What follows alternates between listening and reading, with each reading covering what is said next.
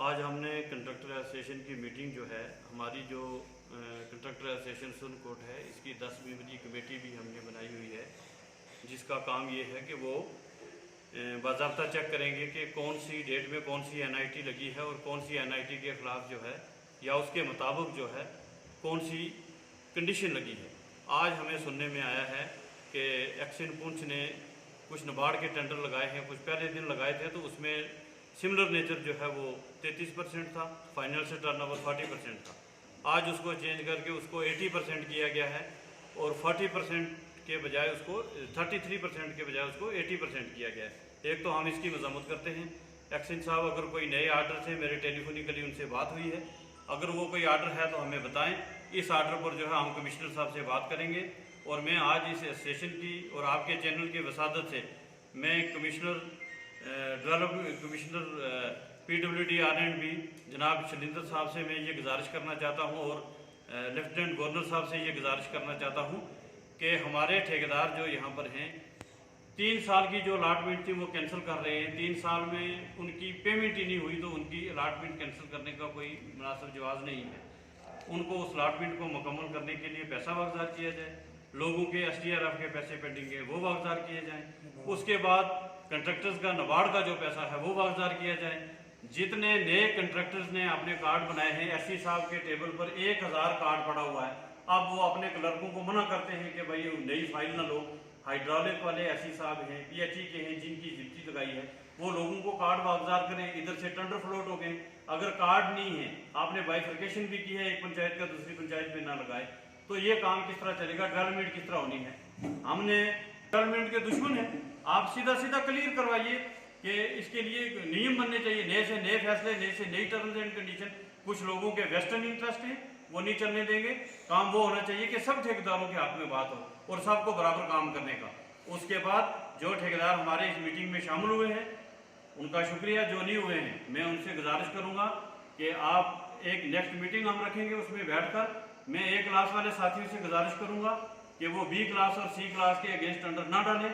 उधर हम A class, B class, C class को अकोमोडेट करते हैं और A क्लास वाले जो है उनकी कंडीशंस के लिए वही होंगी जो जनरल गवर्नमेंट का आर्डर है, जो गवर्नमेंट गजट में निकला हुआ है। और उसके अलावा मैं ये गुजारिश करूँगा, मोहतबाना गुजारिश, कि आप कभी कम रेट टेंडर में ना भरें, उससे डेवलपमेंट भी रुक रही है और आपकी पेमेंट भी रुक रही है। तो A क्लास के ही काम भरेगा। और मैं गुजारिश करूँगा डिस्ट्रिक्ट प्रेसिडेंट से भी मिल के हम बात करेंगे, डिपार्टमेंट से और चीफ इंजीनियर से, कि इस तरह की कंडीशन लगाई जाए कि जो लोग डाउन रेट में चले जाते हैं, लोगों के काम नहीं हो रहे, उनका कंट्रैक्ट ही कैंसिल किया जाए, उनका एडमिट ना किया जाए। तो और बहुत सारी बातें हैं जो मैं वजारत शहरी साथियों से हुई हैं।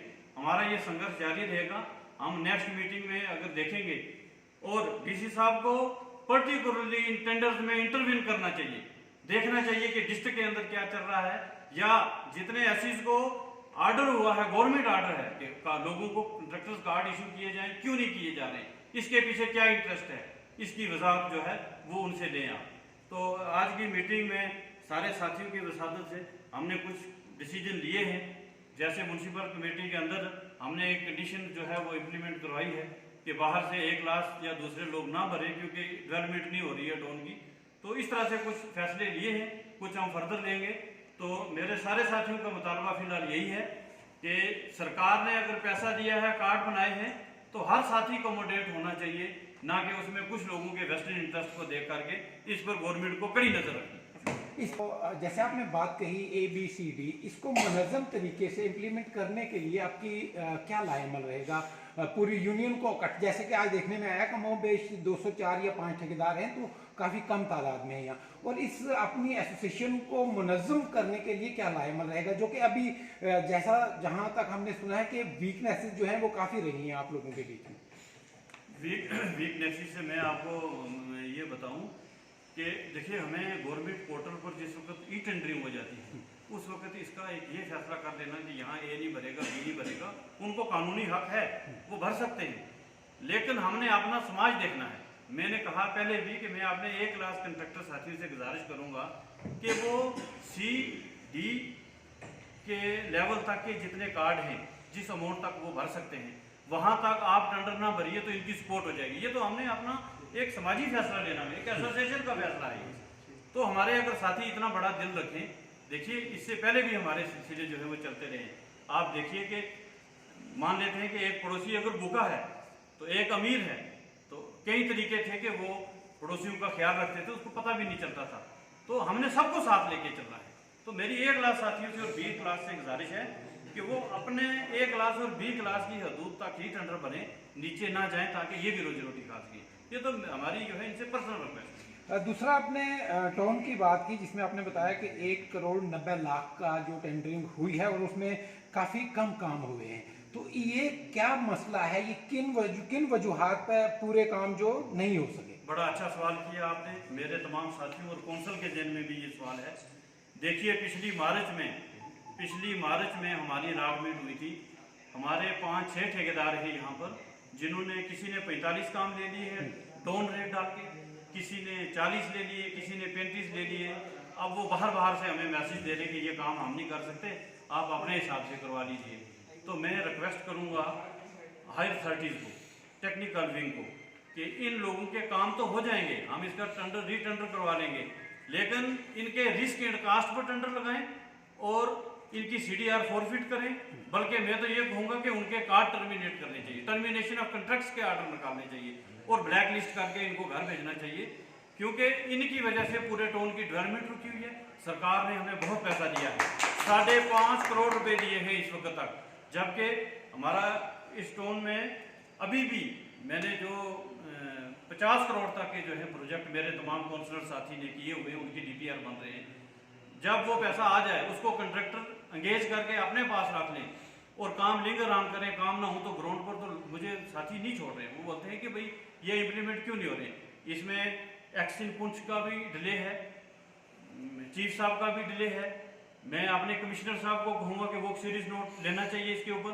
अगर आपने अच्छी खासी रकम वारदार की है, मेरे सारे काउंसलर और ठेकेदार साथी उसके लिए शुक्रिया अदा करते हैं, लेकिन वो ग्राउंड पर इम्प्लीमेंट नहीं हो रहा है। तो इसके लिए हार्ड एंड फास्ट रूल्स भी हैं। हम रिक्वेस्ट करेंगे कि वो कंसर्न डिपार्टमेंट को कहेंगे कि ये टर्मिनेशन ऑफ कॉन्ट्रैक्ट्स के लिए आर्डर निकालेंगे। फर्दर मैंने साथियों से गुजारिश की है कि आप कम रेट ना भरें, रेट पर भरें और मिल के भरें, ताकि आपका काम भी हो जाए और हमारे टाउन की डेवलपमेंट भी हो जाए। एक और जो इनिशिएटिव लिया आपने आउट ऑफ टाउन की, अगर हम बात करें, जैसे टाउन आउटसाइड से कोई कॉन्ट्रैक्टर यहाँ काम नहीं ले पाएगा म्यूनसिपल एरिया में, इसकी थोड़ा वजाहत करेंगे? इसकी वजाहत ये है कि जैसे मैंने कहा कि अगर टाउन के अंदर होगा, देखिए PWD अपना रोल यहाँ तक अदा कर सकती है कि जिस ठेकेदार ने काम लगाया है टेक्निकल विंग उसको देखे, क्वालिटी मेंटेन करे। अब कोई JE के पास इतना वक्त नहीं है कि ठेकेदार को घर से उठा कर लाएं। हम तंग आगे हैं मार्च से, ये मार्च में जनवरी, इस मार्च में मेरा ये सारा पैसा जो मैंने से लाया लैप्स हो जाएगा। मैंने इसलिए अपने बाकी सारे साथियों ठेकेदारों से ये गुजारिश की है कि वो टाउन में छोटे छोटे काम है, लाख रुपए के, 1.5 लाख रुपए के, 50,000 रुपए के, इसमें वो टेंडर आपने नहीं डालेंगे। जो विद इन टाउन में जो ठेकेदार सोया होगा, मेरे पास मुलाजिम है, वो वहाँ जाएंगे, मेरे कौंसल साथी उसको पकड़ के लाएंगे, रिक्वेस्ट करेंगे, वो काम हो जाएंगे, पैसा हमारा लैप्स नहीं होगा। इसके पीछे ये लॉजिक है। जी बहुत शुक्रिया।